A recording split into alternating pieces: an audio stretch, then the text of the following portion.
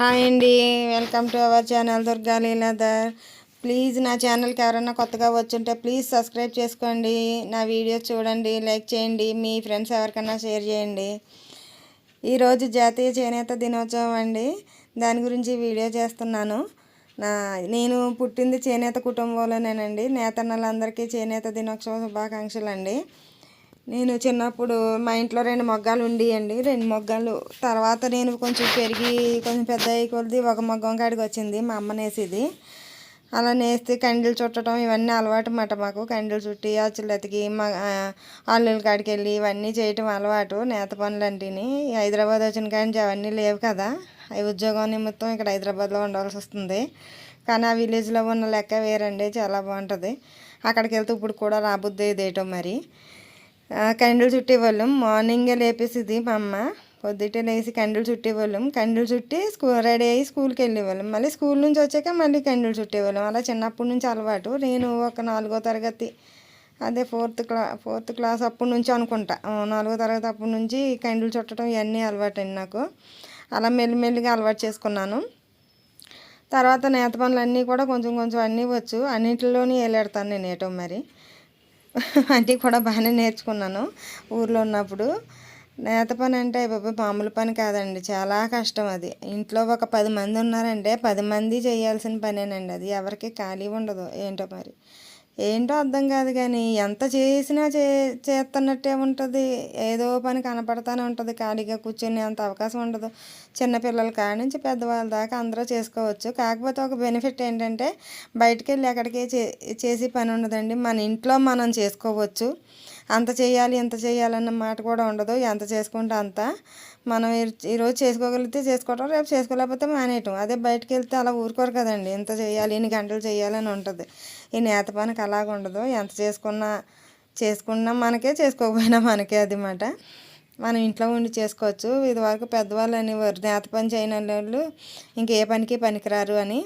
కడుపులో సల్ల కదలకుండా చేసుకోవచ్చు అనేవారు. ఒక్కొక్కళ్ళు ఒక మాట అనేవారు అన్నమాట నేత పనుల గురించి. ఒకళ్ళు నేత నేసుకుంటా కూడా మార్నింగే పొద్దుట అన్ని పనులు చేసేసుకుని మగ్గాల కాడికి వెళ్ళిపోయేవారు.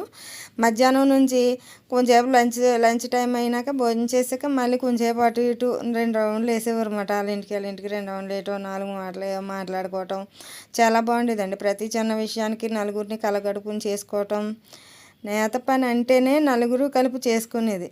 అలాంటప్పుడు సింగిల్గా చేసుకోలేరు కదండి. ప్రతి ఒక్కరు నలుగురు చేసుకోవాలి. మా తాతయ్యలో, మా నానమ్మల, అమ్మమ్మల కాడ నుంచి అందరిది ఇదే వృత్తి అండి మాది. నేతే బట్టల వ్యాపారాల్లోనే ఇవి చేనేతనే. నేత వస్త్రాలు అమ్మటాలు ఇవే పనులండి. మాకు వేరే పనులు అవి రావు. ఇంకా అయ్యే చేసుకునేవాళ్ళం.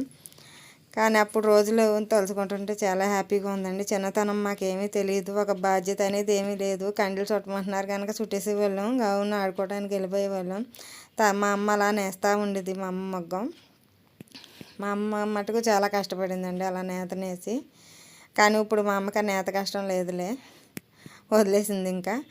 కానీ ఊర్లో ఉంటే ఆ ఫీలింగే వేరండి.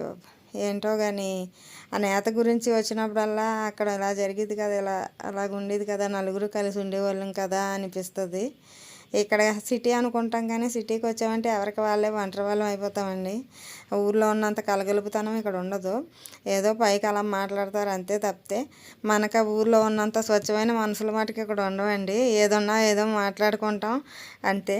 నేను ఎప్పుడైనా సరే ఊరు వెళ్ళినప్పుడు అక్కడ మగ్గాల వీడియోలు అవన్నీ కూడా తీస్తానండి అవకాశం ఉంటే. ఇప్పుడు దాకా నేను ఎప్పుడు అనుకోలేదు ఇలా యూట్యూబ్ స్టార్ట్ చేస్తానని. లేకపోతే ఆ వీడియోలు కూడా తీసుకుని ఉండేదాన్ని. లాస్ట్ ఇయర్ సంక్రాంతికి అది వెళ్ళాము, అప్పుడు తీసి ఉండేదాన్ని. కానీ అనుకోలేదు. కానీ ఈ పట్టు వెళ్తే కంపల్సరీగా తీస్తాను. ఈ పట్టు మిస్ అవ్వను.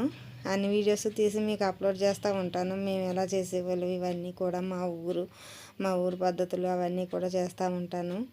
మరొకసారి చేనేత అన్నలకి అందరికీ జాతీయ చేనేత దినోత్సవ శుభాకాంక్షలు అండి.